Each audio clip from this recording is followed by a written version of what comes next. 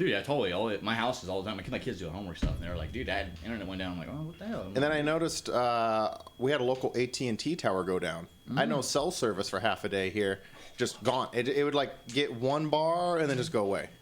It's like I've really started to realize how spoiled I am. That I'm like having a small panic attack because I don't have good I got cell no internet service. connection. This is not good. Yeah, I was like, wow, I am spoiled right now. But right. anyways, okay, so we are live. How's it going, guys? Good. How are you? A couple return guests, but now on at the same time. Porter, Bobbie, thank you guys. Yeah, buddy. Talking a little Moto Monday, and we were talking just before we went live that this might be the last episode, at least for a bit, at this shop. Yeah. We're going to be getting set up at a new location, which is going to take a little bit of work. And so I was thinking, so you guys have been guests on here before, and I'm sure you guys have seen a few episodes. Mm-hmm. We were trying to decide for the new shop, or should we set it up like with a table like we are now, or we're almost thinking like 2 couches at a V. So you could like, and maybe like a table there, but when the V, so we can kind of still look at each other. The problem is if you're sitting, like when I have Reese right here, I have to like look over to my right to him. Whereas if it's kind of at a V, it would be, I feel like it would be almost more natural. At this, we get to see each other across, but it's very formal. And we got to look over all my monitors and everything. It's a little formal, like we're at a business meeting or something. Like that's not as fun. So couches would definitely be more relaxed. Do you think like a kind of a couches in a V? What do you think, Bobbie? I think you should make a Sons of Anarchy table and then have that as the centerpiece. Moto Monday table. Yep, a Moto Monday table. And just have it blank and just have the guests sit at the head of the table. Okay. And then you guys sit around. Doesn't have to be a huge table, but. And then you can always bring in like nice chairs, like nice reclining chairs and things like that to put on the table, put around the table. Around the table, yeah. Yeah. I feel like there should be a pit bike in the background. I would agree. Somewhere, like Definitely. I would agree. My BBR somewhere in the background. Have it hanging right above, like not above, but have it in the background a little bit behind the main. Why have I never thought of that? I like the hanging idea. I don't know. Until it falls. But well, you could have hung one right here. I could have. I don't really trust anything in the shop to hang stuff from, but yeah, you know what? I could have built you like a nice stand, like a nice like shelf, and we could have just stuck it right on there. You know what I've got a lot of hate on for the show? There's been a few things. But one is my backdrop. There's a lot of people who do not like Conor McGregor. And I have a giant 12-foot wide poster of Conor McGregor's face. Why? Because he's confident and a little arrogant? Yes. That does rub people wrong sometimes. That rubs people wrong. It does. Yeah. Now, confidence is the killer, man. Can we get into a little psychology for like half a second? I know I'm all about it. This is not what Moto Monday is about, but psychology. Psychology. What is it about people that don't like other confident people? I think in this world, and I know this from firsthand, is that a lot of it is kind of like around the self-esteem issues or just having faith in yourself. Like when I was younger, that was one of my major issues, is that I was the geeky kid. I was the kid. I was the poster child for the kid getting his lunch money taken. You would never know it now, but I was that kid. So it's growing up in that era and then seeing someone confident and arrogant and things like that. It just it runs on your confidence level. Yeah. So, but in McGregor's aspect, he's got to be confident. He's got to be arrogant because when you eyes on him, yeah. Well, and also when you step in that ring, you have any sort of self-doubt that you're not going to win that match, you're going to get knocked out. Mm-hmm. I mean, if you take a listen to Brandon Schwab's stand-up special on Showtime. Oh yeah. When he fought Travis, the number 2 guy, when he was ranked number 15, and he got knocked out in the second round when he was raining fists on his head on the mat. He was like, that was the first fight that I didn't go into like confident. He was like, I was actually I was looking at people in the crowd. Yep. He's like, I saw Leonardo DiCaprio. I saw my ex-girlfriend sitting right behind him. You know, so he was like... It is weird to fight someone who's now dating your ex. Yeah. That's a little weird. Yeah, that's definitely a mental game right That's there. a That'll check you on that'll definitely check you in the moment for sure. That would be a mental game. Like, that was my girl, that's now your girl. Well, the fact of what he's saying is that he in a ring moment like that, you know better than anybody that when you step in there, everything goes tunnel vision, right? So you get to a point where everything is just kind of like, if the fact that he could cognitively check people in the crowd, he wasn't in the moment. He wasn't focused on what he's about to do, which is where his fear, in my opinion, that's where that psychology comes in. So I think it's taking himself out. Yeah, it is. Man, MMA. There's so much head games involved. Yeah, I mean, I'm not gonna like put myself up as an MMA fighter. Have I done it? No, but yes. stepping in Have the I ring, trained? Yes, but like, I'm still very low on the totem pole, you know. But having done it, it is definitely different than anything I've ever done. Like, no race is like it, and it really made me appreciate the guys who got to UFC level. Like, there's so much head games going on, and it is weird. Yeah, you step in the cage, and it's like a surreal thing. There's cameras, there's lights. You see your mom through the cage wires looking at you, and she's like half peeking her hands over her eyes. I'm like, this is weird. It's different, and to stay in the moment, and to try to still focus on everything you learned. I didn't do a great job. They told me, hey, you're gonna forget 90% of what you trained for. Oh yeah, I did. It went out the window. It was like, it is weird, and I can only imagine you start throwing. And I had a mostly drama-free fight camp and everything. I can only imagine. What if there's head games? What if you have to see your opponent constantly, nonstop, and all these pressers? He's harassing you. He's talking to you. Or in that situation, he's also with your ex-girlfriend. There you go. That has to. I mean, I can't. I try to put myself in the situation, but it's hard to imagine it unless you've been there, and it's kind of overwhelming. That would be, there's a lot that you have to like stick into your brain in that moment. But also think about it from a moto aspect too. It's the same exact way when you get on that line. The instant you start doubting yourself, and I've done it. I've done it and I still do it.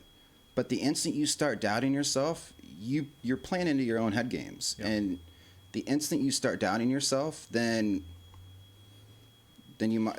I recently heard. I want to jump in. Honestly flip that too, because if you're too obsessed with how you're going to do, thank you. You could start like. So that goes back to my category of like the moto scene is that I really enjoy is that there's so much stigma about being the fastest and the best and knowing all the techniques and being the person out there that can hit everything and do every turn and do it all perfectly and be that right way, leave the gate the perfect way and all those things. And my biggest thing is that I enjoy, and like with Dirt Pirates and stuff and like Vet MX, the guys that we're trying to bring out with the Warrior class, is just simple things like that, is that you don't have to be the fastest at the gate. You don't have to be perfect on the track. You don't have to do all those things. There's levels to get there, and you got to start small and work your way. You got to go slow first to get fast. And you got to have all the basic skills. Not like all the pro guys that are super awesome.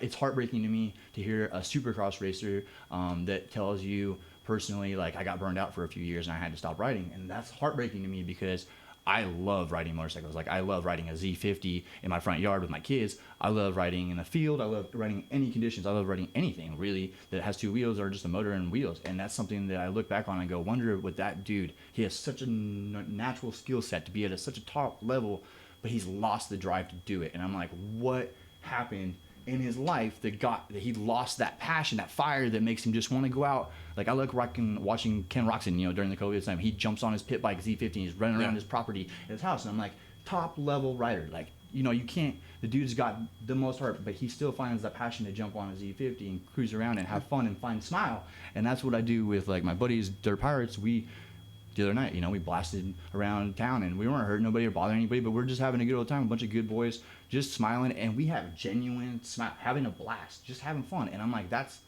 what I like to share about the dirt bike scene. Like, just in motocross, when you go to the track, the guys that I see that are genuinely put themselves out there, that are amateur riders, that are just out there to have their own goals, and they have fun doing it, and they tell themselves, like, I'm not out there to beat everybody, I'm out there to have fun. They literally just smash it, dude, and they blow everybody off, and they're having a good old time, and they leave the track smiling. And I'm like, that's the type of folks that I like surrounding myself with, because it's not about what you're riding, what you have, how you're doing. It's about who you are and how you're doing the scene, and that's just what really draws me to the moto scene, man. And it's I agree with that. It's about having fun, but it's also like in an MMA Right. fight too. That competitive edge. It's you want to be competitive, but you're there also to have fun. Yep. You're not. It's a passion, man. It's a passion. It's a drive. It's a desire. Yep. It's a bug that you get. Yep. And obviously, like yeah. this, dude, we spend Well, it's an every addiction moment in at our this lives. Like point, people that like- know us, dude. Like once you start, it's a never-ending story. Every person I know that's in our category, we all, literally every one of us on our person, Jeremiah, Mark, Billy, any one of us, I could go on for days. We all are literally nonstop moto, anything and everything, bikes, pit bikes, motors. Anyways, they're always doing something, and that shows that in their daily life they take away from their families the most important things that you do, your job, your family. What do?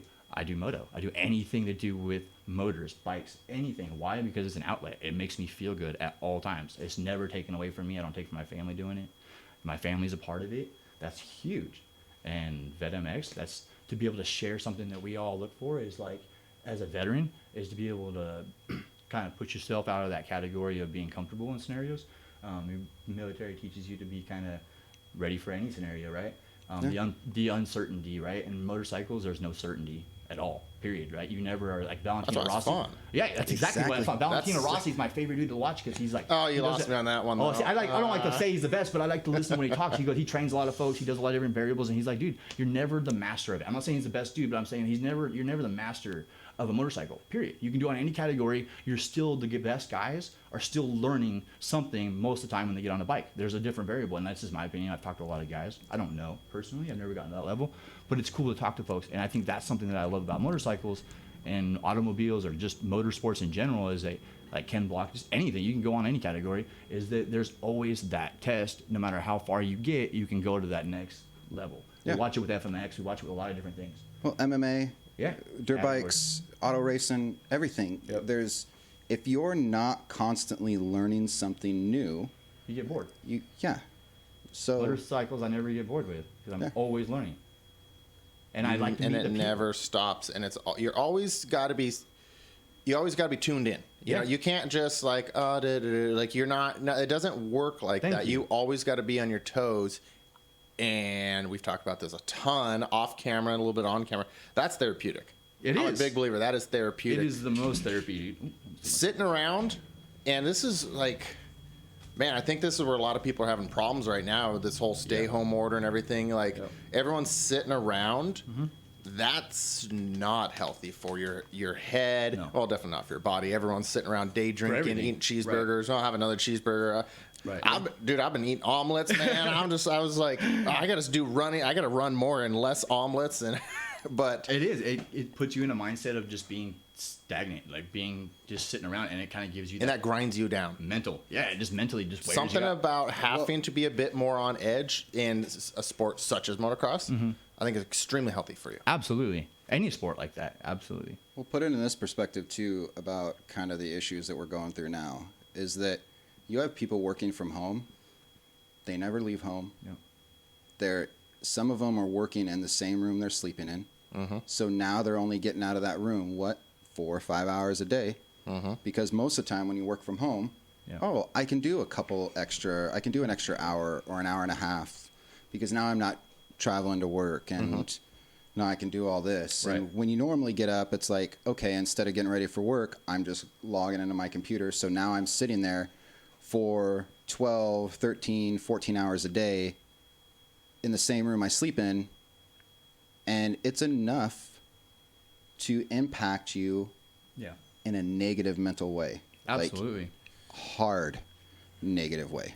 Absolutely. Yeah, I think this is one of the big things we're really seeing with all these different stay-at-home orders is, it's rough on your mental health, especially people who get into patterns. I feel like, I know this is not Psychology Monday here, but you can put a lot of stuff aside that you have maybe not addressed. There's a lot of issues, and you can easily put those aside if you stay busy. Absolutely. Yep. You can focus on other things because your focus is elsewhere, so you don't really have time. A lot of people have issues that they don't address. I think probably all of us have done this at some point to some degree. You cannot deny that we've put stuff aside and we stay busy. Right. But then you're stuck at home, and then especially the people who can't work. Thankfully, shop here is busy as ever. We're like online sales are through the roof right now. So super thankful for that. And that's kept me going. Thankfully I haven't had to deal with a lot of the same kind of stuff, but people like, I know like families, like both the husband and wife can't work. Yep. They're at home. And maybe there was a little issue that's just kind of been stuffed aside. Maybe whatever it could be, that's just going to grow and fester if you sit there for weeks on end and look at each other. Yep. Or maybe, a big part of you was that you've been on a fitness regiment.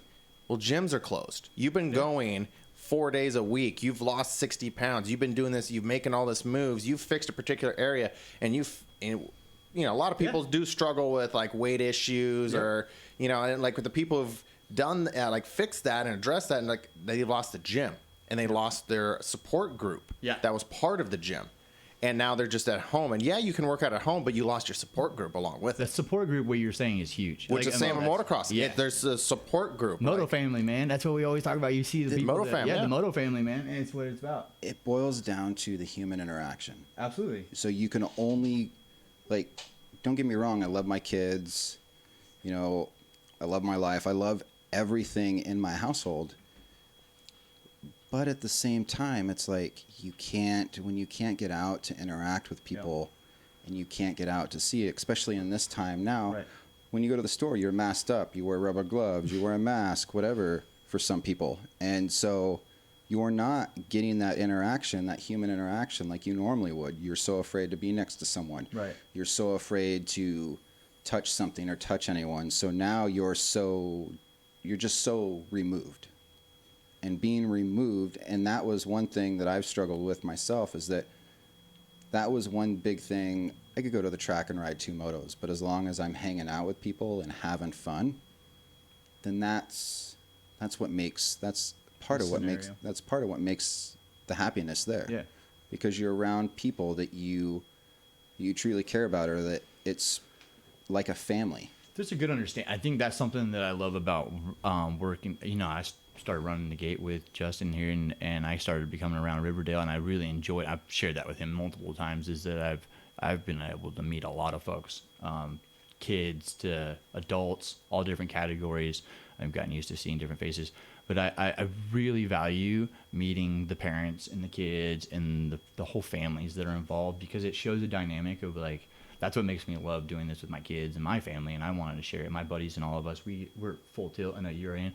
It's just when it's about your family and your kids, and you get out there and your guys are all doing it, and parents are doing it with their kids. They all have put a lot of time into it. They're not sharing with you. You don't know what it took to get to that day, and we all know what it takes to get out there and to load up and get your whole family there, and finances and all that. And in the moment like we're in right now, like finances are tough, things are still hard, and people are losing jobs, things of that nature. There's a lot of emotions. But if you're able to still get on your motorcycle and just go cut a lap in a field or any private place, or just open track, it would be awesome if we could open the tracks up and just get people to have somewhere to just kind of release. I get the hospital standard that they don't want people getting injured and things like that, but I'm not saying go out and race. I'm saying if you allow people to free ride, and I get injuries do come from our sport, but there's from any sport, man, and from anything. You can get the same injuries doing the same things in everyday life. You can get, you can break your leg in softball. Absolutely. So, at the end of the day, like, I know we're in a tough spot right now, but motorcycles is absolutely therapy. Like you said, you can't ever not think about it while you're on it. The moment you check out of the motorcycle is the moment something goes wrong, usually. Yeah. For me. Yeah. Oh, yeah. Yeah. Okay, here's when you get hurt. When you check out. Yep. When you try to follow someone much faster than you, or when you say 1 lap more, or just 1 more ride. At the end of the day, practice day, you're like, oh, I'm so tired, but 1 more practice. Never do that 1 more. You got to know when to quit. Shut it down. That's always when you get hurt.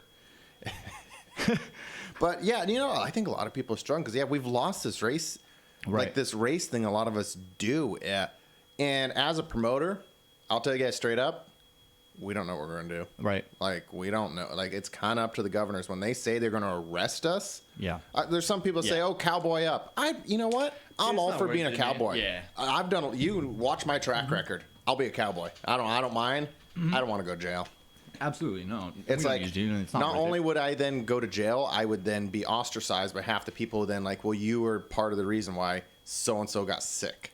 So not only would I possibly go to jail for probably only a little bit, and then whatever, and then just get fined for the next 5 years, but then there's going to be the people like, you're part of the problem that got people sick. And then there's people dying. You could have been part of the problem. So then I don't want to mess with that, man. You're touching on a touchy subject. And, like, I'm not going to get into the back and forth of what's right, what's not right kind of thing. I do my thing. You guys do your thing. Absolutely. I can tell you I still haven't bought a mask. I'm not going to. That's about all really I'm going to say about it. But when it's like, man, events, we don't really know. We're winging it. We're hoping for the best. Absolutely. But the whole thing is that now it opens up that whole different perspective. Now you can order your groceries, pick it up curbside, and things like that. I'm not gonna lie, I've been ordering my groceries for a while now. Yeah, but at the same time, I don't all modern. No, I was saying I don't like shopping. I don't like being around a lot of folks, dude, especially in the grocery stores and stuff like that. So when you can pick it up, and we used to, and you just place your order and you can pick it. We've been doing it for like a year now or so, but it worked out great. I don't trust them pick my veggies. I know. Though. I mean, yeah, the veggies. I get that. You got to do certain specific things like those. Don't pick out my broccoli. No, yeah, I don't do the veggies and stuff, but like freezer stuff, anything like that, like the big. I have 3 kids, dude. I got a big family. Or like avocados. Would you trust someone else to pick an avocado? It takes me a minute to find. I don't just even know how to right pick a avocado. See, Dude, my wife has to do that. It's a science to get just the right avocado. Okay, like I'm not trusting some whoever 19-year-old to pick avocado. Stuff in the basket. Yeah, they just like, oh, there's an avocado. Like I don't trust them. Right. It might take 4 days to get ripe. I don't like. I'm not trusting my avocados. Other stuff, sure, why not? I'm all for online, but you can't online dirt bike ride. No. It's unfortunate. So I can only play so much Supercross, the video game. My kids play it well.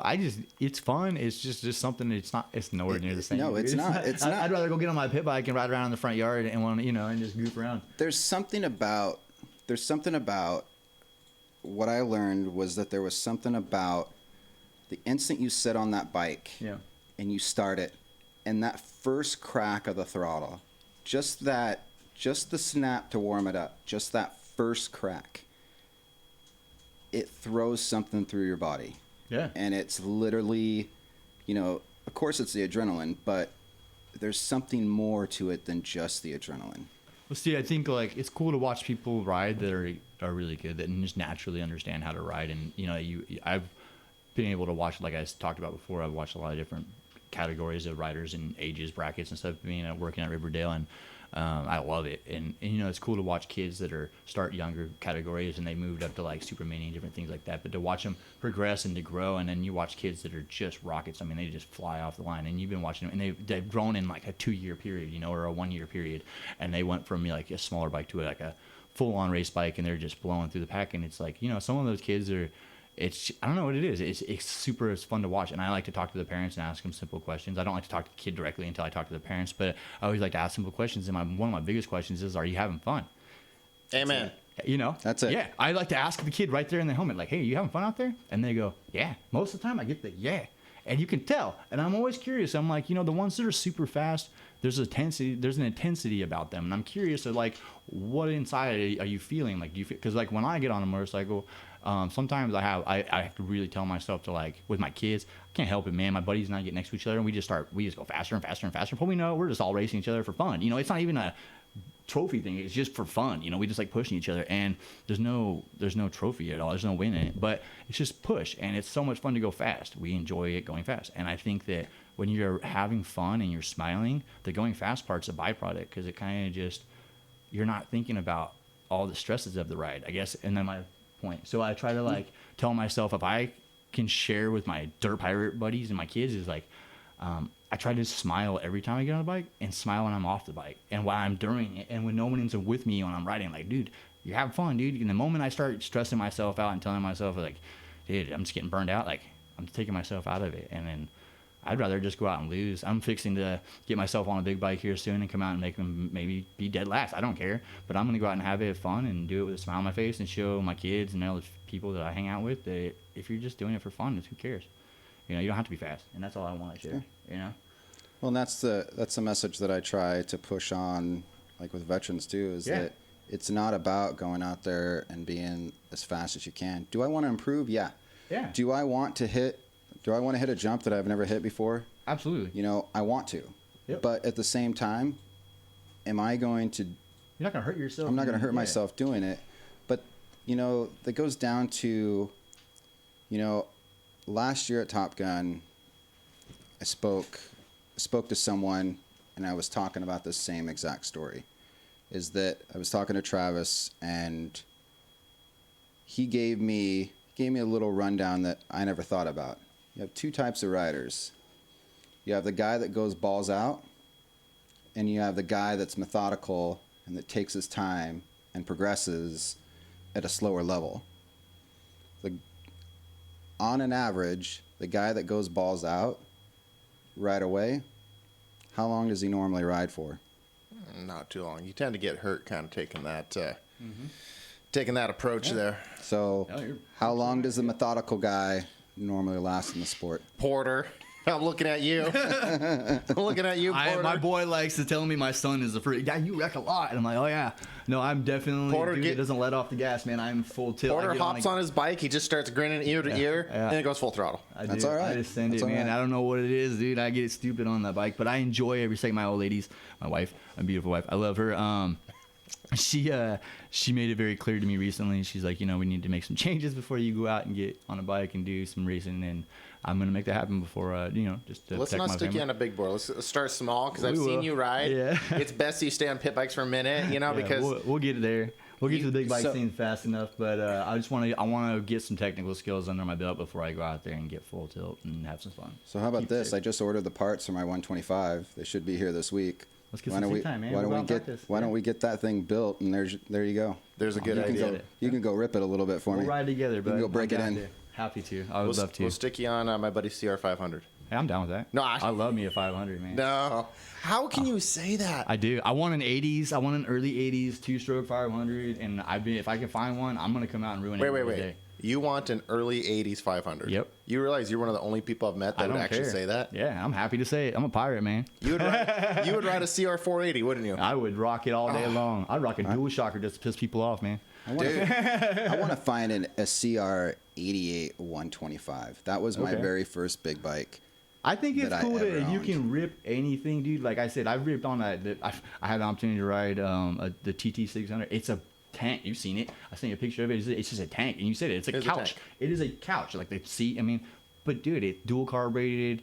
It's a valve assisted. It's a rad bike. It's so much fun. It's a monster in the woods, but it's got a ton of weight. So when you get into a turn and you're like flat tracking that bike, you literally get it pitched over about 45, and you have to just stay on the gas and let it carry the weight through the turn. And it does. It does it completely. And I'm like, can you know how fun that would be to just beat somebody on a new bike? Like I get joy out of riding. That's an like old when I bike. ride my pit bike. and I Yeah, race the big exactly. bike. See, I want to roll up on the shit that nobody wants to be on and be like, let's this. It doesn't let it go. When I pass a big pack, it's like, hey, I only have 9 horsepower. Yeah, I want to be that dude that nobody's expecting. That I like the underdog, man. I want to be that dude that's just like, yeah. you got Everyone no likes the experience. underdog. Who doesn't? I just want to not expect anything and just have fun.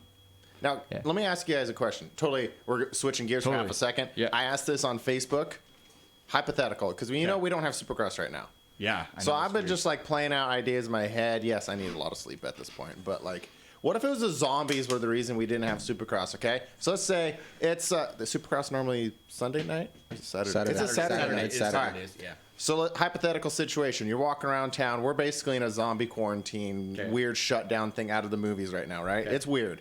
So everything's so weird right now in a day-to-day life. It's not that much of a stretch to think the zombies are next. Okay. So let's say we get zombies next. Okay, it's a Friday night, Friday afternoon. You got to clear out the stadium by Friday night of the zombies for next Saturday. You got to find something in town. What's your tool of choice to clear out some zombies that night? Harbor Freight sells these machetes for like $5. I'd go get 2 of those. 2. Wait, 1 for each hand. Can you do both hands? I guess if I had to, we'll find out. So you would go to Harbor Freight and get a couple of machetes. They're like throwaways. I just get a couple dozen of them, man. Just like, load them when up they in get your old, truck. just get another When you one, snap yes. one, run back for another. Yeah. It is what it is, man. What would you use, Lob ahead. Bobbie? You have to be able to- decapitate it. Zombies, you gotta decapitate them dudes, right? Isn't that the way gimmick? So I just be lobbing that what you heads. have to do? I have no idea. I'm assuming. So I just go full medieval style and just start chopping off heads, dude. I don't remember exactly how you kill a zombie, but What's my limitation? you have to be He's able, like, wait, hold on. How far can we do? Crew serve weapons? Like, you have to be able to get it in town. Let's say at a town like Vancouver, Portland size, you have to be able to, So let's say it's Seattle Supercross. You have Seattle. You have the afternoon, evening in Seattle to find something that they have there. No, you can't fish out of the fish market or anything. Whatever, I don't care. But I mean, honestly, I'm gonna go with just your standard AR. I mean, you can find that anywhere, but That's just because I'm military. That's what I'm comfortable with. So I'm thinking like a Dozer, D5, something. I mean, you give me a bunch of C4, that's my happy place. Where are you gonna find that in Seattle? Oh, that's easy. You got Fort Lewis right south. Oh, okay. You're going there. Okay. I was gonna go like something you could get out of the store, but okay, that's fair. Huh, you said anything. Yeah, that's fair. Okay. I was just like, I posted something up and actually got a lot of replies of people saying how they'd clean out the zombies. It was pretty interesting. There was. Well, I mean, we're kind of like stage one of the whole scenario. It's kind of like if this was ever going to happen in reality, the folks that are like watching sci-fi stuff are like, this is happening. This is the moment. Like if it's going to happen, this Chris, is right now. If it does, though, I will say I have a katana. Dude. And I've sharpened it. I'm putting them on my porch. I'm just been dropping heads and putting them on my Ninja porch. stars, swords. I do not have stars. I mean, it's all fun. It's all fair game. I do not have stars. I do have a katana, and it is honestly a dream of mine to kill zombie with a katana. I want to kill a zombie with a sword. Just Kill Bill style, just walking around, just dropping bullets, man. I get it, man. It'd be fully understandable at that point. Like that's all I'd be doing. You don't have to run out of ammo. I don't have to worry about a whole. That's what I'm saying. Like I hit Harbor If Freight. we get invaded, I get like 5 want or to go 6 down of with those a things. sword in my hand. I Right. don't want a gun. I want a sword. one each. You just I think if you just line the inside of the stadium with a bunch of gas, and then get them in the kind of. How do you get the gas center, down though? Are you gonna get a Jeep or like how are we gonna lay the gas down? Get a side by side, whatever, right? Okay. All these are at your disposal in Seattle, so just get a bunch of gas, lower them in the middle. Let's have a big bonfire. There you go. I like what I don't know. I'm not gonna go there, but Okay, so anyways, totally once again not a really Moto motocross Monday, topic, yeah. but you know we gotta have a little fun. Like, Absolutely. that'd be kind of interesting. How do we It clear out definitely the would be. zombies? Because it feels almost like we're in a movie at this point. absolutely no. I mean hands that's down. the hard part to understand is like for my kids and stuff. I talk to them is like they just don't understand what's going on, and that's kind of like the hard part to understand is adults don't know what's going on, dude. And at the end of the day, there's so much hysteria, like just fear, just general fear, and of not understanding something. I think the biggest thing I understand for me is that fear for the majority overrides rational thinking, I guess. And so some people like to just like focus on the fear more than they like to think about like what they just want to, what they can control. And my biggest thing is like I don't like to focus on things that I can't have any control over. And I like to just control my home, my scenario, my family, what I can do for them, what I can do, bring to my table. And I can't really focus on anything outside of that. And if I try to put too much invested in it, it just is taken from my family. Well, so when this whole thing went down, I bought a rifle just because it was like everyone did. I mean, you literally just couldn't buy a gun after like a week. Yeah, you from a just gun. never know. I mean, Yeah. there's so much uncertainty right now that you just never know. Well, and it's interesting is that you talk about like buying a gun. Is like I thought it was interesting that we just went from a category of no one wanted to buy a gun. They were literally outlawing guns, and then this happened, and every person that didn't own a gun ran out and bought one. Almost everyone. I want to see a stat of how many Bernie voters bought a gun. I'll tell you. I want a stat. I'll tell you a was stat intense. right now. When I went and bought my rifle, the background check in Oregon was over 2 hours long. When I put in my background check in Oregon, I was number 96. Dang. A lot of people buying some guns. Well, they were sold out. I mean, literally, gun shops were showing videos of the next like 3 days in. They were empty. They have nothing. They're like, you're going to get your weapons, but they're not And the coming in. reason for that is the whole problem I have that I'm concerned about is I think a lot of people are given into. Why are people buying guns? Fear. Fear. That's all I meant to go back. Yeah. I don't want to keep going back. I don't want to get off Moto, but I think yeah. no, it's fine. We're swinging back around to Moto because I think there's a lot of people that are Fear. afraid. Yeah, and for good reason. I'm not saying they don't have. It's okay to fear and have your own perspective and your own things, but fear's there for a reason. Yes. It warns you of something that might get. If we had no fear, Yeah. especially us guys, Yeah. come on, Oh, we're man. going to be dead well, pretty quick. We'd be out. Yeah, We we'd got to be have gone. some level of fear Yeah. because there's limitations to everything. It's healthy to have some because then you don't get in over your head. Like if I had no fear, look at that line. I could wrestle that line. I'm going to take you down. I'm going to put you in a rear naked choke. There you go. Quickly, crap, I can't choke out the line. It's not gonna work out. It's not gonna Yeah. go well. So like it's there for a reason, but you need to learn to control it. And I think a lot of the reasons why now I'm gonna ask for your guys' opinion because you guys have probably been thrown in some situations that I will never see. I'm the only one. Okay, so apparently I'm the only one in the room that has not served. I'm the only one in the room, I think, that's single. And there's a lot of different, like, I'm like kind of the weird Categories. guy over in this is my side of the table. This is the weird side. It's not the same as that side. But I feel like people who've not been thrown into really tough or scary situations a lot don't know how to handle fear. Absolutely. I think that. Would you agree or disagree? Absolutely. Yeah. I'll tell you right now, even being in the military, you'll never be able to handle fear. It's always going to be there. Yep. So Fear it doesn't. Would you believe doesn't someone, go away. if you take two people, let's say we have twin brothers. Yep. And I want your honest feedback on this because you have more context than me. You take two brothers. One person served 4 years. The person, he got a construction job. They got, he gets out of his 4 years. This guy's still working construction. They get into a situation. Maybe it's like a plane caught fire or not the something. same. No, Do you not think the one? same. You can't. Not the same. No, and I get what you're saying. Will from the one start, but person yeah. be able to handle Absolutely. his shit better? Yes. Yes. Fact. Yeah. That's what I'm saying. Is like I No, think and that's if what we're you talking about. get- The uncertainty is the military breeds you to. They build you to. They break you down and build you up to deal with uncertainty. Period. Like they have a category. Every branch has a mission, and every branch is doing their thing, and they build you to do that mission. And so there's a lot of. There's never like a for sure this is happening kind of thing. It's just kind of like preemptive. Like we're gonna possibly do this, possibly do that, or we have a mission and we're gonna go do that. But Try not so you to got to go get too ready hard. for it. Sorry. It's picking the mic's Yeah, picking my up, bad. sorry. But you have to kind of get ready for it. And so with people like that have served, ever been in the military period, I feel like they always have just kind of that like reserve inside to tell themselves like when it kind of goes wrong or anything kind of goes bad, they just kind of have that moment of like. You've been put into stressful Right. situations, been forced to you're still have to forced make yourself, decisions. whether you want to or not. Yeah. You're being used to like being yelled at. Folks like that's just something that I deal with my kids and stuff. I'm not gonna say that I scream and yell at my kids, but at the same time, like being yelled at is something that or the tone of voice, most of society cannot handle someone yelling at them.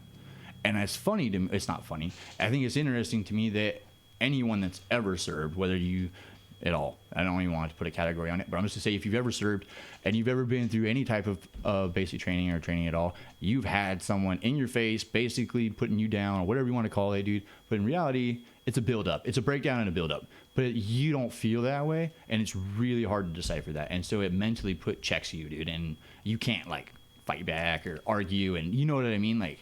Yeah. And I'm going to spin this back to kind of the moto scene. Yeah. a Sorry. little Yeah. bit. So Yeah, but we're going off every can't, direction. yeah. By all means, take it wherever we you went want. way left field. Sorry. Well, But I was just trying to go on to the fear thing. You know what I mean? Because that's a major topic right now. Absolutely. It's like Yeah. fear and how we handle it. But I So- want to bring up kind of, being in the military, we've been yelled at, we've been screamed at, we've been in combat. We've seen some of the shittiest places that you can. You've been in some. I'm not saying we've seen shittiest places, but you've been in some shittiest situations that you will never be in out in the civilian world. Right. Unless the purge happens, then that's a different story. But you've never been in those shitty situations. So there's a fight or flight mentality that goes with that. And that fight or flight mentality, it doesn't matter if you've never seen combat. Like if you've never seen combat, you've been trained your whole time in the military To see combat. see combat. Yes. So it doesn't matter if you've never seen combat compared to if you have seen combat. Right. There is something that gets drilled into your head that you're going out there to risk your life and put it on the line. You swore in. Yeah. Period. You swore in. You walked between those flags. You shook that person's hand. You made the swearing that you're going to go and serve your country. Period. At the end of the day, that's what Vet MX is about. That's what the Warrior class is about. That's what showing up to the gate and rocking that gate and showing up in a group of people that are like-minded like that. Like you're sharing, Bobbie. Like you brought together every warrior from the Pacific Northwest, and you've shared what you're trying to share, which is your therapy on two wheels, dude, is just showing up at the gate, rocking Riverdale, and any conditions, rain, snow, whatever we do, because we run it regardless. Justin's rad with that, and Dan too, and everybody. But we rock it out there regardless, and you show up, smile on your face, whether you've had a good day, bad week, whatever it might be, dude. You're there for the whole crew. You're there for everybody in your scene, and you do it with all heart, dude. And you're trying to share that with everybody. And I think that's rad, man. Like, Well, and the whole thing behind that is that with veterans, I just want veterans to kind of get out there. It doesn't matter if you're last place. It doesn't matter if you're first place. It doesn't matter if you're Absolutely. mid-pack. I just want them to go out. I want them to get on the bike. I just want them to experience that camaraderie that we lost when we got out of the military. And then also that to tap into that fight or flight mentality that dirt bikes tap into. They do. I'll tell you that right now. You get the instant you get on that bike and you're gone, it taps into that fight or flight mentality that we learned when we were in the military.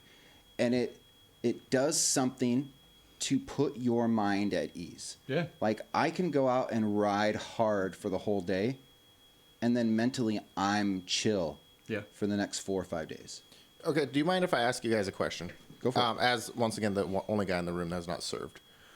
When you're done, I'm assuming it's a bit of a transition. It's different to be suddenly just go back to kind of like civilian life. Oh, dude. What's the main thing that really throws you off? Is it the loss of the camaraderie? Is it the loss of like?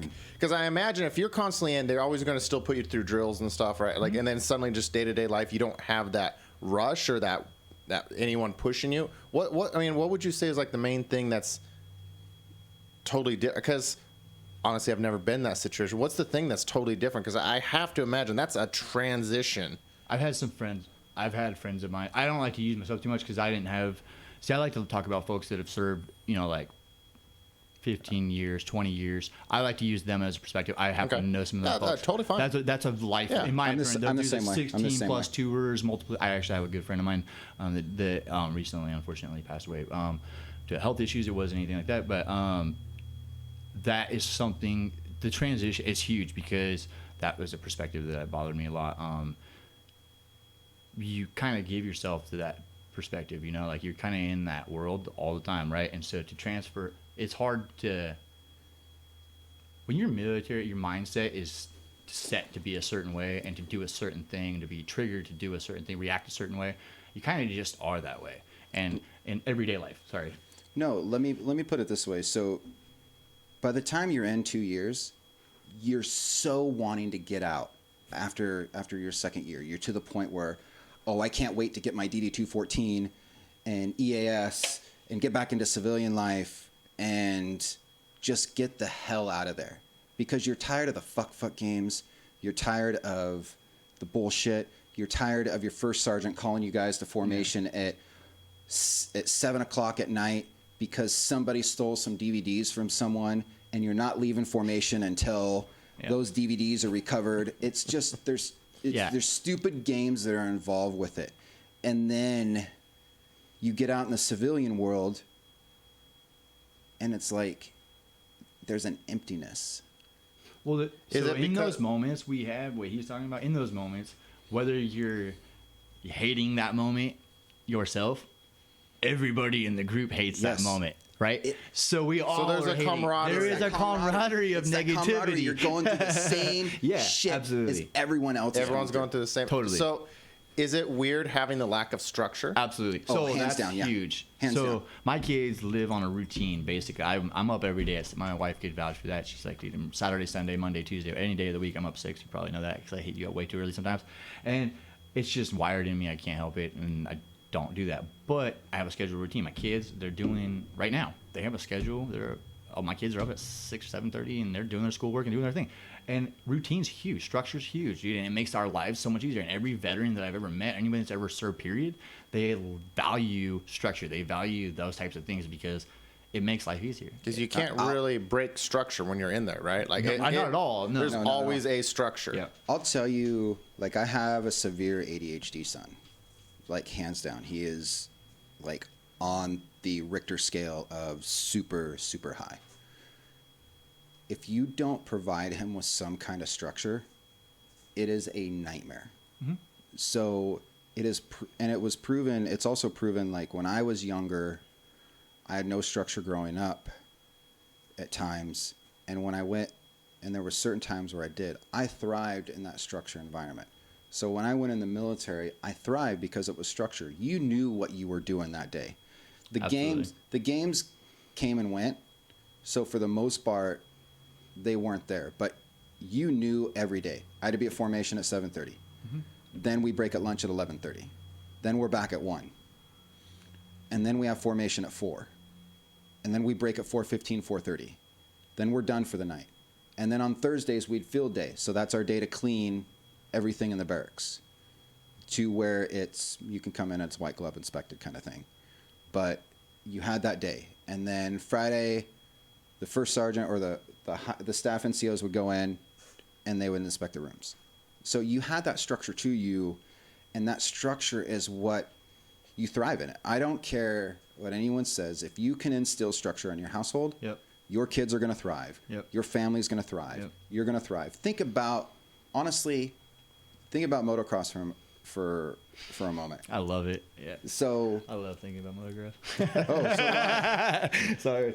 But think about it. There's a specific structured way that you grip the bike with your knees. There's a specific structured way that you take a corner. There's a specific structured way your body positioning is on the bike when you're supposed to be when you hit a jump. There's a specific structure that you need to be when you're accelerating off the starting line, or when you're accelerating out of a corner. You need to be forward. You need to grip. You need to weight the outside peg when you're in the corner, and your foot needs to be up on the top of the shroud or above the shroud. Your foot needs to be in. There's structure to it. So if you can follow that structure, think about it. The kids that can follow the structure, those are the kids that go far. But when you fight that structure and you fight that way, now there's a specific style to, like, everyone has their own style of riding, but there is baseline and structure to riding in general. Absolutely. So what is it then that you think would be a draw for people? Let's say, so you're involved in Veteran MX. I didn't do a huge introduction for that because I've had you on before. We've talked about it a fair amount, so I figured a lot of people know. But for those who don't know, if I were to have you describe Veteran MX in like 2 sentences, what would you say it would be? It's hard to describe it in 2 sentences. I know. I'm trying to get to. I'm just trying to get to a point there, but maybe I should just do a short intro on what Veteran MX is for the people who don't know. Brotherhood, camaraderie. So it actually stands for 3 things. The main things is community, therapy, and accessibility. That's what Vet MX is all about. And those 3 things.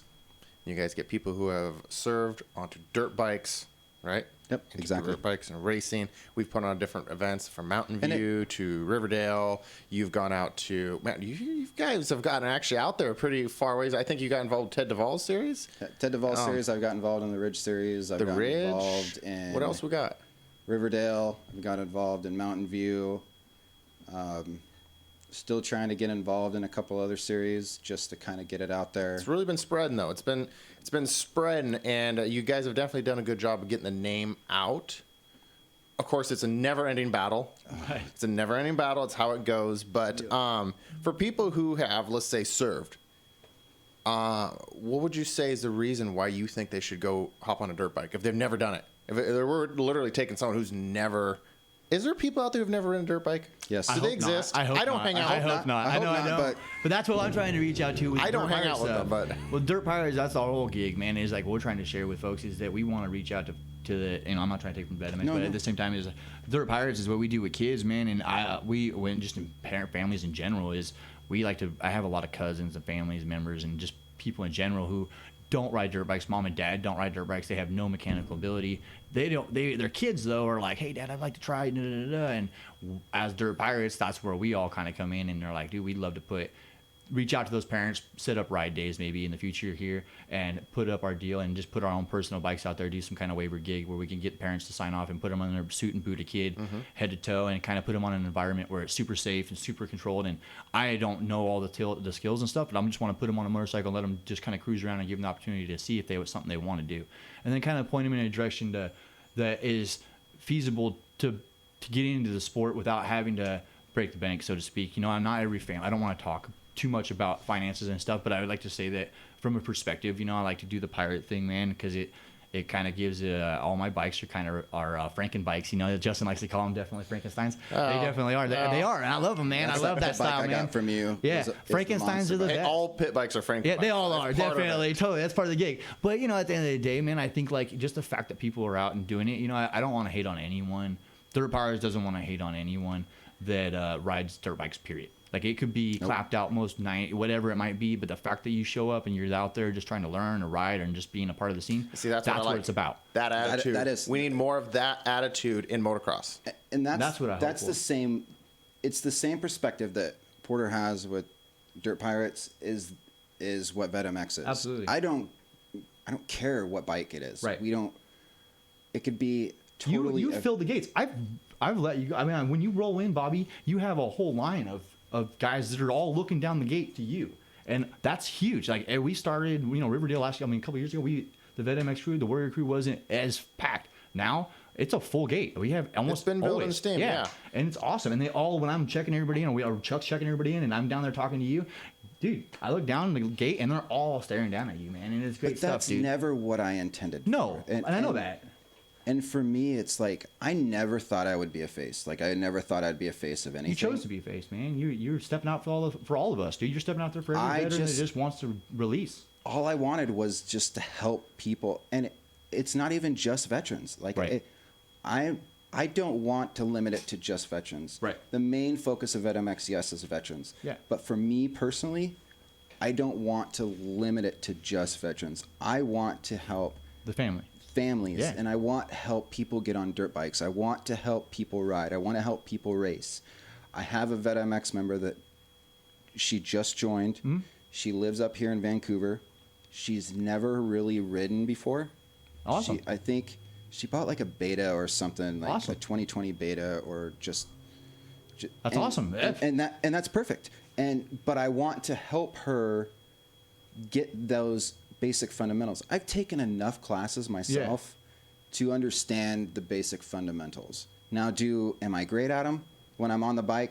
Probably not. But could I help instruct the basic stuff? Can I tap in here? Go for it. I don't want to be rude, but I'm going to say something that's I am not a professional. I don't have a pro card. I don't have a whole lot. I've talked to Justin about a Me lot. neither. I've been on two wheels since I was a kid. I was lucky that my dad put me on a bike when I was young, and I've had bikes here and there throughout my life. I've just naturally gravitated towards motorcycles. It's always been something that I'm just naturally comfortable with and I love. Okay. With that said, I think that it's really difficult for to feel like you have to have a skill set or a background to be able to help share that sport. Like, I understand where I'm not going to tell somebody to go send a gap or anything that I would never do myself, one, or two, that I feel like they couldn't do in the slightest of the moment. I'm never going to try and get anyone hurt. What I'm trying to do is put somebody on a motorcycle and let them make their own personal goals. If that personal goal is simply to just get on the motorcycle in an open field and do a loop, and then they get off without tipping over and they are lit, I'm going to give that dude a high five or that chick a high five and be super lit for them, because that is a small goal. And as Dirt Pirates, that is something that I love with kids, because I'm like, dude, I get frustrated with some parents at the gate, and I don't want to talk about that too much, but it's fun to watch kids that really love it, what they're doing. And it's unfortunate, and I'm not going to lie to you, I love my kids to death, and that's why I do what I'm doing. And it's heartbreaking to watch somebody be scared or nervous and not uncomfortable in an environment where they're losing that fear is going to take away from their happiness on what they're doing. And I'm all for being out there at the racetrack, because I get how much it brings everything. Who doesn't want to be part of that? Once you've been there, we're up at 3 a.m. We're showing up at the track at 4:30. You know what I mean? Like, we're doing this on our own personal time, our own dollars, our own everything. Everyone is. I've literally got up at 2 o'clock in the morning, went up to Tacoma, picked up a VetMX member, drove out to Horn Rapids just because we thought it was going to snow on the pass. He wanted to see his father. So I drove up there just to pick him up, and his bike, drove over to Horn Rapids, then drove back to Tacoma that night and back to Vancouver. All for Moto. Moto family, So man. Every Moto family. that's it. So back to what we got a little sidetracked. Hey, that's how we talk though. But Bobbie, for the going back to the vet, like the guy who, I don't know how it happened, but he somehow has never ridden a dirt bike. He served though. What would you say? What's your pitch to make him like to tell him like, hey, you should probably come try this out? I'm going to pitch the fight or flight mentality. This is going to be my spill right here. I'll be like, if you've never ridden a bike, you at least need to try it once in your life. It doesn't matter. Amen. Yep. It doesn't matter if that's the only time you try it. Yeah. But all I can say is that you just need to try it at least one time in your life to see what that feeling is like. Because this is what it does for me. It is my therapy. It is my escape. It is my way to curb depression. Yeah. It is my way to stay happy. It is my way for me to decompress so my family doesn't get the blunt end of the shitstorm that can come. It's just... No, you're nailing it, yeah. So... That's the major thing. It just It's a release, man. It's one therapy. time to experience it. That's it. Just one time. So, in your opinion, what is a way? We're going. Obviously, we don't know what's going to happen in 2020. No, we don't. Yeah, we don't. Yeah, that's We kinda have rough, no man. Yeah. idea. We're Let's try hoping to for the think. best. Let's try to be optimistic, though, 'Kay. and that Absolutely, we that's the might whole swing point. stuff around. We might actually start getting back to normal at some point. Yeah. Let's just for fun. We're being optimistic, specifically for. First off, Porter. Your enthusiasm. I love your enthusiasm. If I could put that into a vial and give it to some more people, we'd have so many more people riding. Man, Like I the love amount of enthusiasm you have for motorcycles is insane, and I love that, and I think more people need that. But just for the moment, focusing more on the veterans thing with Bobbie, like, what do you have an idea of how we could? I know you've been working on this for years, and you have programs in place. I know you're always thinking. I know you're always thinking of stuff. What are some ways you think that could be ways to draw people in and to get them more involved that are veterans, that people who have served, to get to try it out, or maybe people who've ridden a little and want to race? I mean, I think we talked a little bit about maybe like a clinic. Already on top of it. Okay, what do you got? Some ideas. So the major thing is that the goal, it was technically the goal for this year, was to put on a riding clinic for veterans. Okay. Tommy Week had already agreed that he would help instruct it. Okay. Nice. Rob Manning had already said that he would help out. Solid guys. Chris Knurk and Kevin from Southbound said that they would want to help as well. Okay. Awesome. So it's just a matter of trying to get all the cards in play. I know I have briefly talked to Huffman in passing, and he has thrown out Tommy as well, and he has also thrown out possibly himself. I have not got a confirmation on that, but it's been in passing. So We can reach out to him. We should actually cold call him later. I'm game Just for that. put him on the Put him on the spot. spot, see what happens. But I've honestly had a lot of help from a lot of people.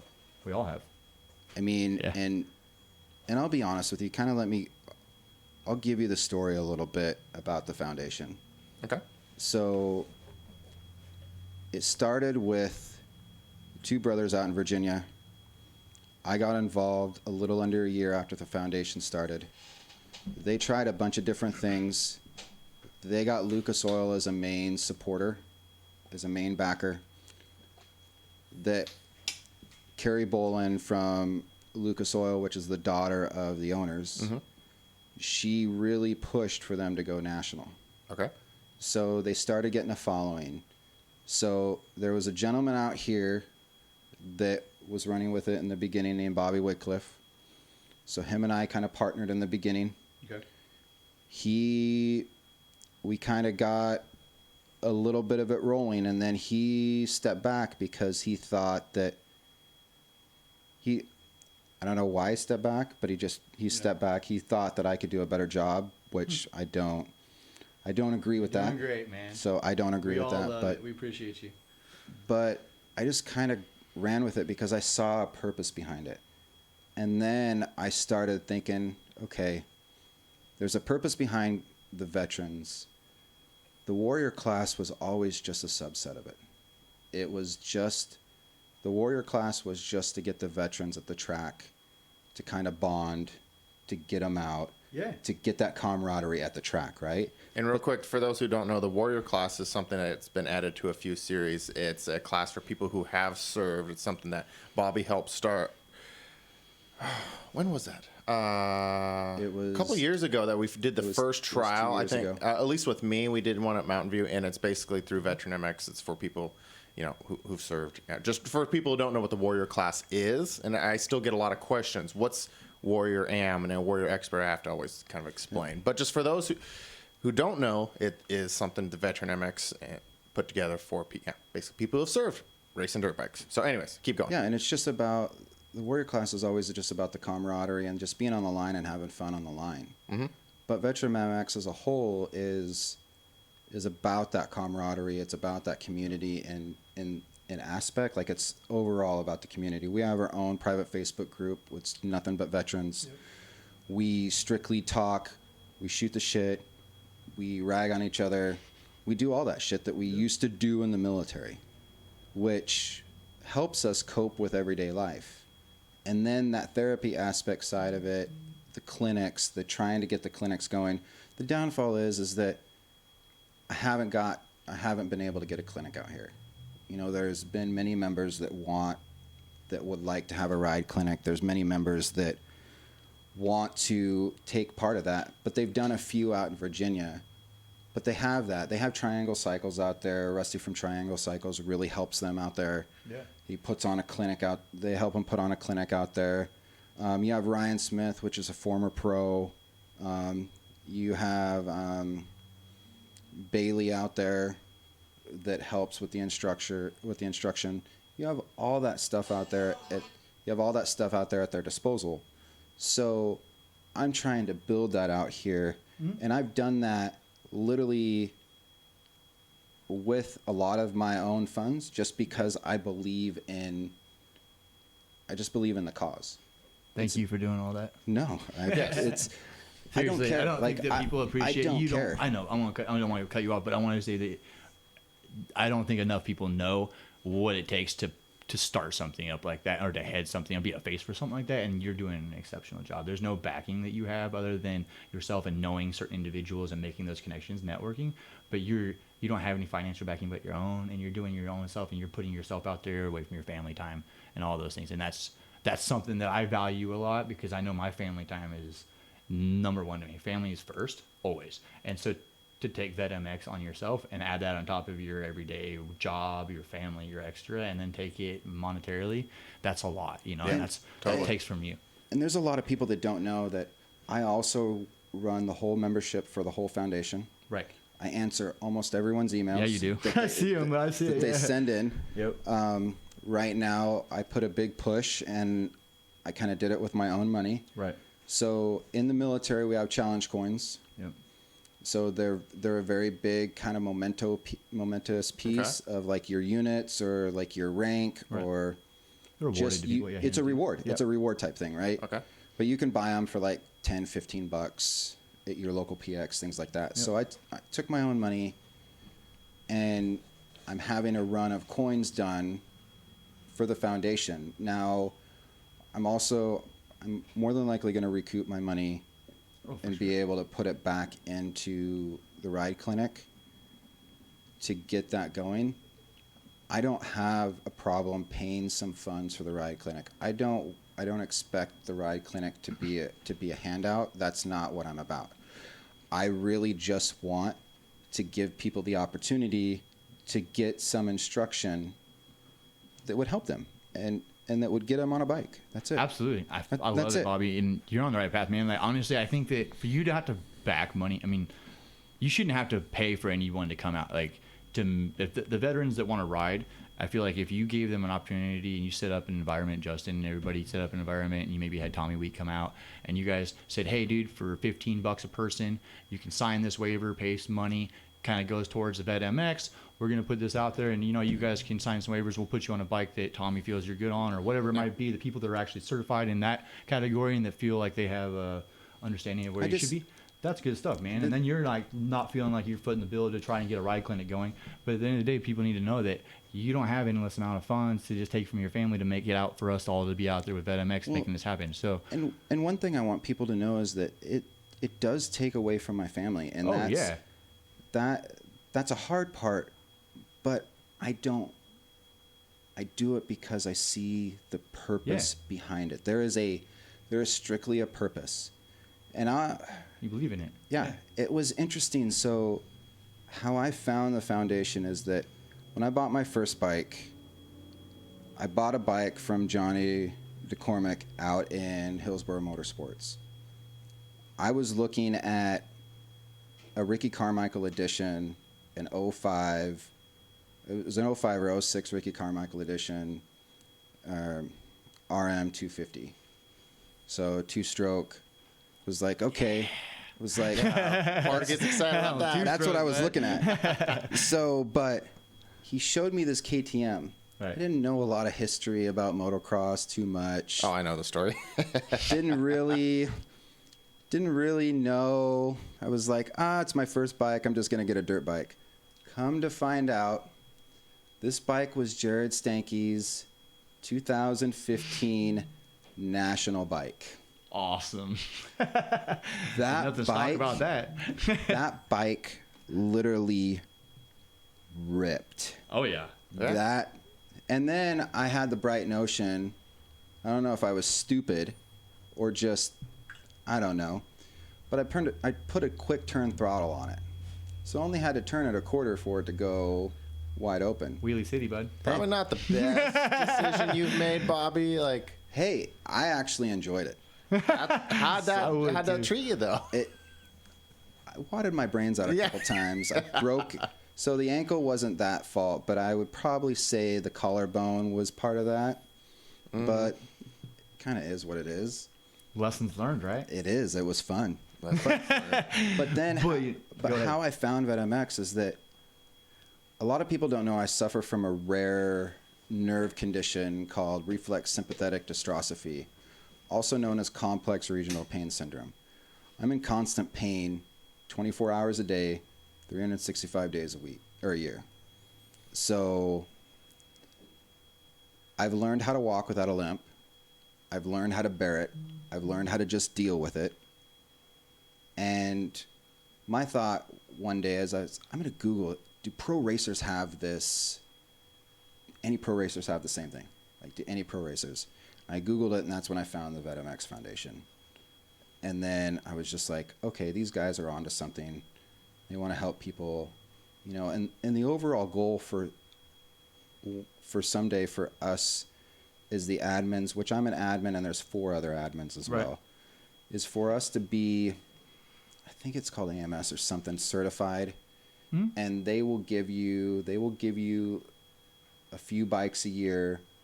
They will do the maintenance on them and things like that. And it gives you the option to put people on. Yeah.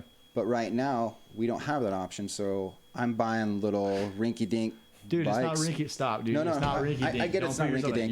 You're doing it all yourself, so don't put yourself out there. But I'm buying, man. like I bought an 03 or an 02. No, yeah, it's an 02 KTM 125 SX. Nice. So I bought that for a few $100, and it was a blown engine. It had a seized rod in it, so I just bought all the parts for it.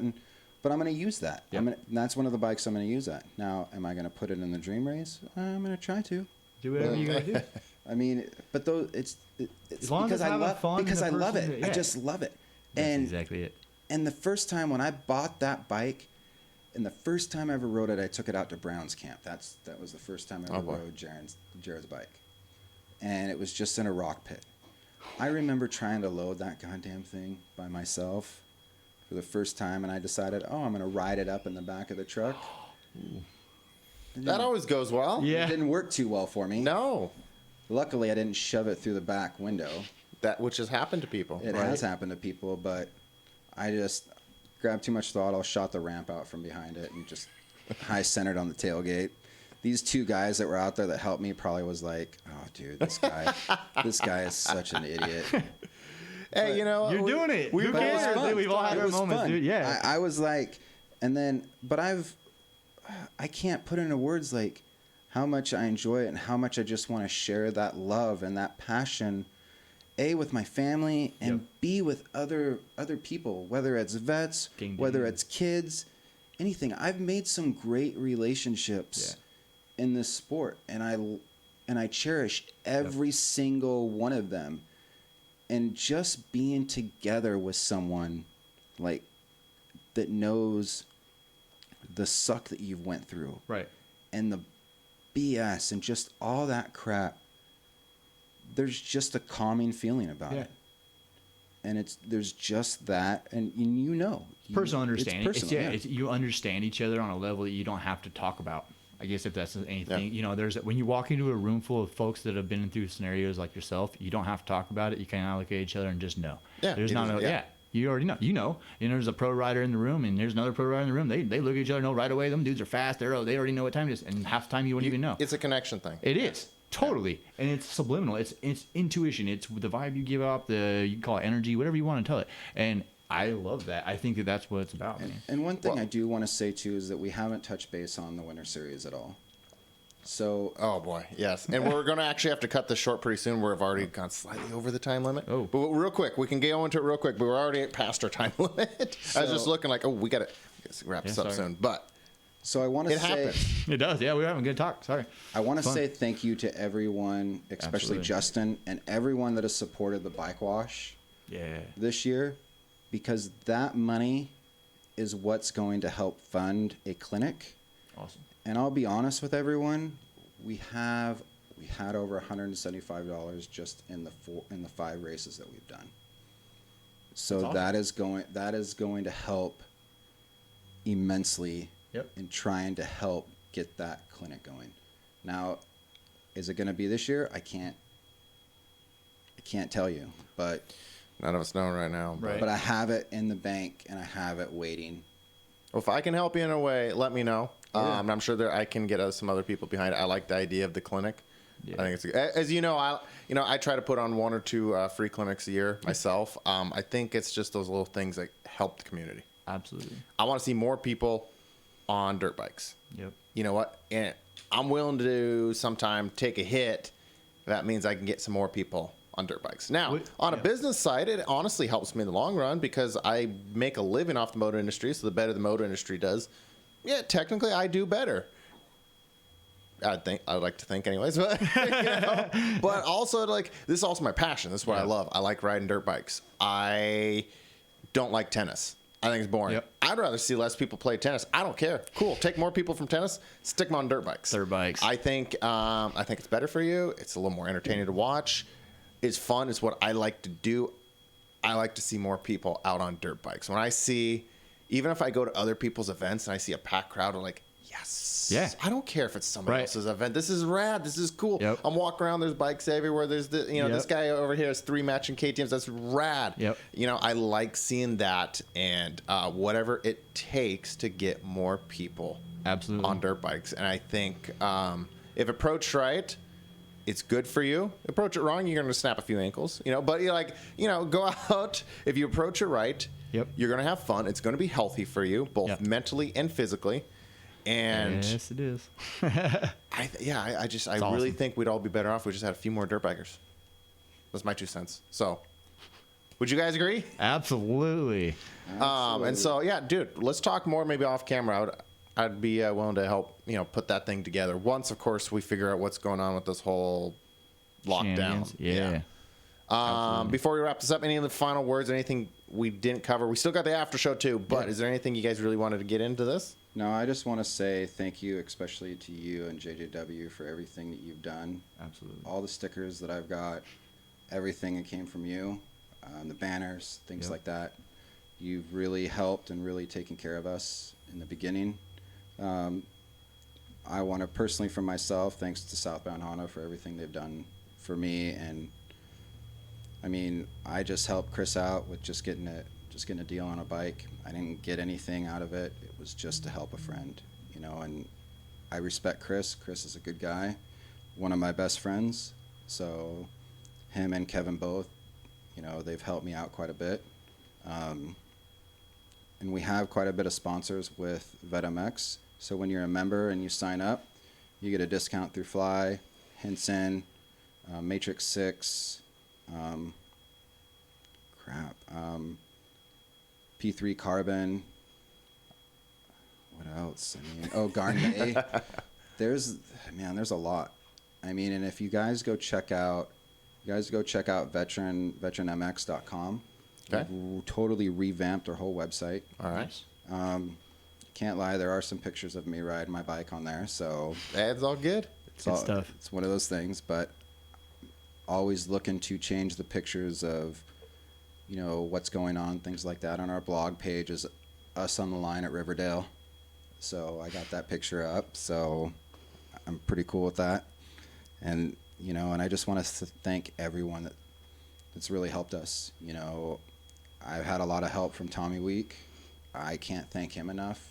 That's awesome. He even gave me, for everything that I've done, he's helped me out with a clinic this year, early in January. So I can't thank him enough. And Rob Manning for also helping me some of the fundamental skills. The Ridge for stepping up and helping us last year. Chris for helping us last year at the Ridge. You know, you guys at Riverdale, Dan at Riverdale, Tim at Riverdale for letting us use the water truck. I mean, that's been huge for us. So there's been so many people on this ride that I know I forgot someone, but I thank everyone. Absolutely. For how they've helped on this ride. And I'm looking for, I can't wait to see what years down the road brings. Yeah. Because I'm not stopping. I think it's only going to be good stuff, man. Yep. Yeah. It's all going to be good stuff. Future's bright. So, See, yeah. Porter knows what's up. He's like, it's going to be bright. It's going to be is. good. Man. Dude, like I said, if I could tap into some of that enthusiasm and just pass that around, I'm going to sprinkle on popcorn for people. Like, we need some more of that I'm going taking on. a page. I'm taking a page out of this dude's bike, out of this dude's book. Here's the deal, because man. he's huge. Like, just being around him and his energy. Like, Porter has more fun with dirt bikes than almost anyone I do. know. That's one of the main reasons. Like, I was like, dude, come on the show with me. Oh, man, I appreciate it. Thank you for having me on your show. And next time, Justin, next time, It's all us together, man. It is, man. That's Thank all it you is. guys. But next hey, time real I talk. want to get Chris on the show again. That would be rad. Honestly, I just want to say, but Dirt Pirates, man, I want to get it out there real quick. The connection I want to make with that is if family members, like I said, I've talked about it. If you have a kid at home that shows some interest in motorcycles and wants to ride a dirt bike, reach out to me on social media anywhere you can. We'll figure it out between my buddies and I and all my close friends. We've got enough motorcycles and gear and everything else in private places that we can work it out something and get you on a motorcycle and see if it's something for you. So yeah, that's what Dirt Pirates is about, and I hope that I love it, man. yeah. In the same way, I have a bunch of gear, a bunch of adult gear in the back. So if anyone needs gear, any veteran needs gear, wants to get on a bike, anything, I'm more than happy to rummage through what I got and let's see what we can do. I love it. Thank you, Justin. Dude, for you guys everything, are man. both awesome people in the sport. If you don't know Porter already, he is our starting line guy out at Riverdale. Bobbie is the guy behind the gate racing, and of course, repping Veteran MX. I'm just me. If you guys are on my Facebook watching this, you know who I am. If you're watching this on YouTube, I'm just the dude behind 110 Clothing. He makes it all happen. This is kind of crazy. This happen. might be our last podcast in the studio, and we actually step it up a notch. I'll make an announcement we're gonna here get pretty all soon. But this fancy. is a fun way to if this is our last one. This is a fun way to do it. So awesome. you guys are both awesome. I love your passion for the sport. I love what you guys are doing. I want you guys to keep it up. Veteran MX, Dirt Pirates. You guys are rad. Thank you guys. We're gonna be back in just a few minutes with the after show. Who knows what's going to happen on that? But it'll be a good time. So, guys, episode 112. Over. We're out.